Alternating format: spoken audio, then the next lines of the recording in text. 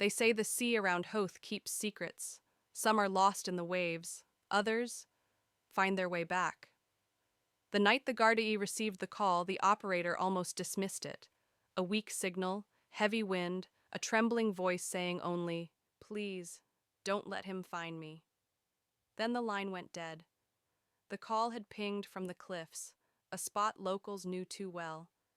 People hiked there during the day, but after sunset, the place belonged to fog, seagulls, and things the sea didn't give back. Garda Detective Fiona Keane arrived first. The wind whipped so hard she had to lean into it to move forward. She found a phone lying on the ground, screen cracked, still warm. A woman's photo glowed on the lock screen, smiling beside the lighthouse earlier that day. But there was no sign of the woman now. Fiona noticed footprints in the wet soil. 2 sets, one small and fast, one large and steady, both leading toward the cliff edge. She followed them until the fog swallowed everything. Then she heard it, a faint ringtone. Not from the phone she carried, but from somewhere ahead, closer to the cliff. She shouldn't have gone alone. But Fiona had grown up in Howth. Her father had fished these waters until the sea took him. She wasn't afraid of ghosts, but she was afraid of silence. A shadow appeared through the fog, a man standing at the edge, staring down at the waves. The ringtone echoed from his coat pocket. "Guardie!" Fiona called out. "Turn around slowly." The man didn't move. Instead, he spoke in a calm, almost gentle voice. "She dropped her phone when she ran," he said. "She didn't scream when she fell. Most people do. She just let go." Fiona's blood froze. This wasn't a witness. This was a confession. "Where is she?" Fiona demanded. He finally turned, tall, pale, clothes soaked from the sea spray. But his eyes were wrong. Too calm, too steady. "You're wasting time," he said. "The tide is taking her." Fiona stepped closer, one hand on her radio, the other on her weapon.